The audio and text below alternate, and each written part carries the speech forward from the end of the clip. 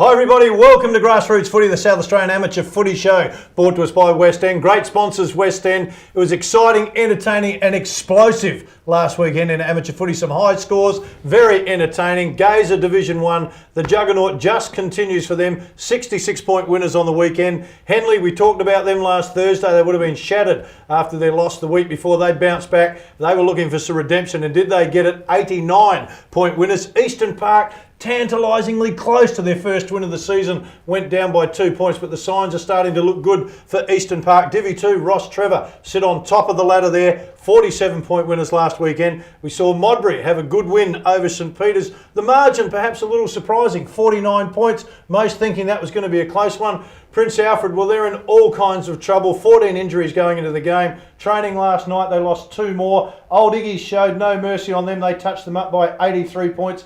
Divi 3, Mitcham dominated CBC, held them to 2-5. Probably expect that though. Mitcham sitting on top of the ladder, CBC down the other end of the scale with a bit of work to do. But time to get on with it as I welcome my co-host Gary McIntosh to the show. Macca, it was a big weekend for the amateurs. Yeah, no, it was another good weekend of footy and some really close games, but there was actually a lot of blowouts, and that's not real good for the competition, but the close games were really good. All right, we'll talk about close games. Port Districts, your boys couldn't quite get over the line.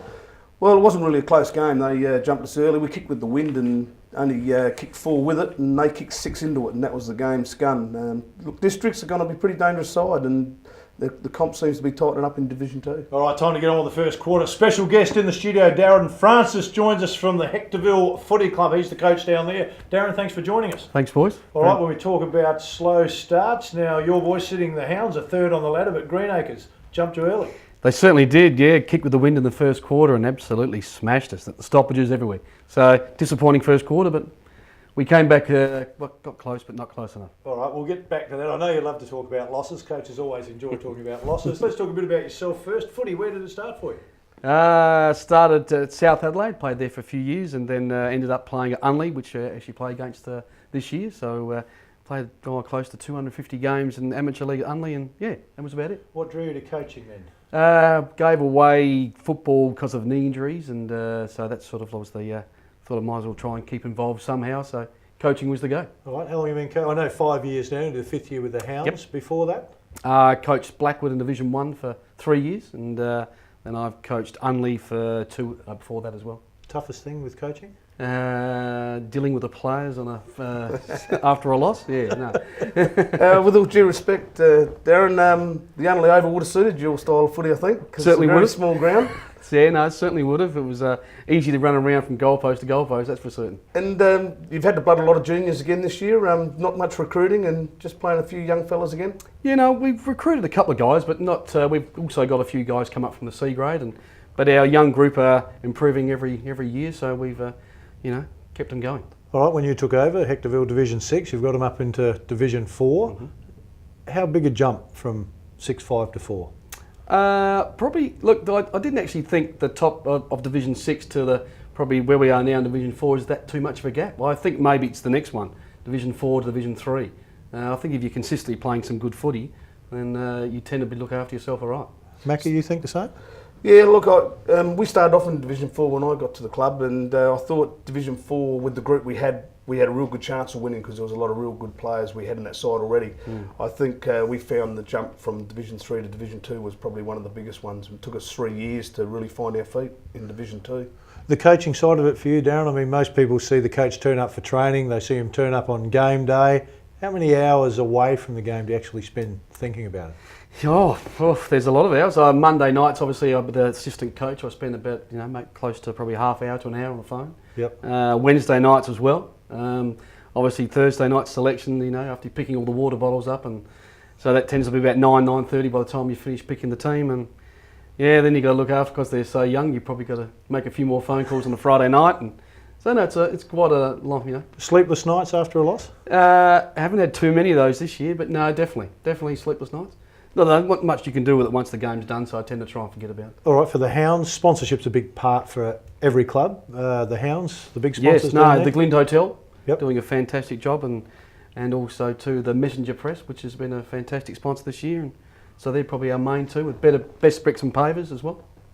You spoke earlier about some players from the C grade. I know at our club we've had that one player every year that makes it from C grade into A grade.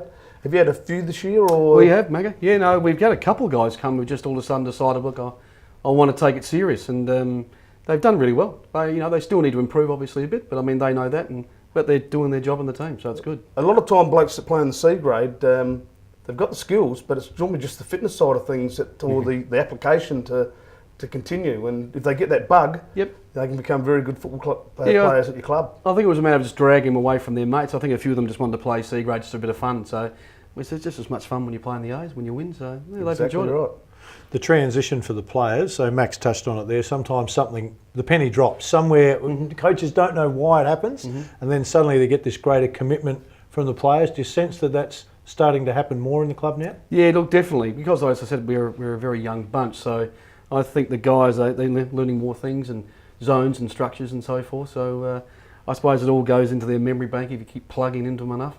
But definitely they've really come on. All right, talk about the zones, you talk about flooding now in footy. We haven't seen a lot of it yet in amateur footy, and that's part of the sport that people like. That's the entertainment side of amateur footy. I mean, Mac has said it earlier, there were some big scores and there were some big losses, but it's still entertaining footy. A fan of the flooding, a fan of the zones?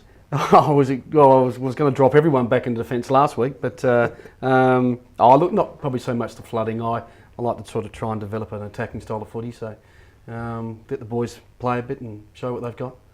I think you find players actually do want to play that style of footy. I don't think they like to play that grinding, zoning footy. No. They play the game because the enjoyment of kicking goals and playing some open footy. I think you really find that's the case. This week up against Pulteney, I mean, they're struggling a little bit. Is that one of those games where your guys are tested to know they've got to come in and produce and not be coming in, well, it's just Pulteney, we should be okay? Oh no, I gave them a bit of a flogging last night, so they're going to be cherry ripe, I hope, this week. They'll be copping it maybe again tomorrow night as well, but no, we're going to be making sure we're switched on for this week. What about players like Howson, who's come back to the club as 6'3" wingman type, kicks goals? Yep. Be 25 years of age probably? Yeah, I think about 24, 25. Yeah. Dunn, who was one of your best players last week, who kicked 3 as well. Yep. Only a young player? Or? Shannon's a bit of an older player for us, but he's very, very skillful. So one name I haven't seen you put into your side yet is Zanker. Tony Zanker. He hasn't made a return yet. No, Zank spends a lot of time on the other side of the line, but no, you can't squeeze him in as yet. Darren, sometimes pre-season you see a player that you weren't thinking was going to develop as quickly as they had. Anyone fall into that this year for you? A guy that you've suddenly thought, wow, we've got a diamond here. I just didn't think he was going to be as good as he's been. Oh, definitely. Joe De Giacomo, I think his last name is. He's a soccer player.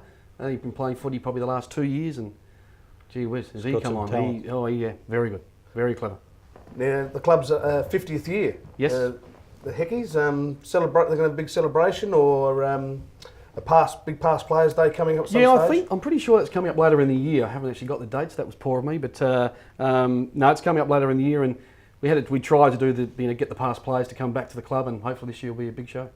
Volunteers, big part of any club in the Amateur Footy League. Good volunteer support down there for the Hounds? Yeah, we have got good volunteers. We do probably struggle a little bit with probably the numbers of them. It's normally the same guys over and over again, but you always want to get new blokes in, obviously, to help out, or new people to help out. So anyone interested, by all means, get along down the club. there. Yeah.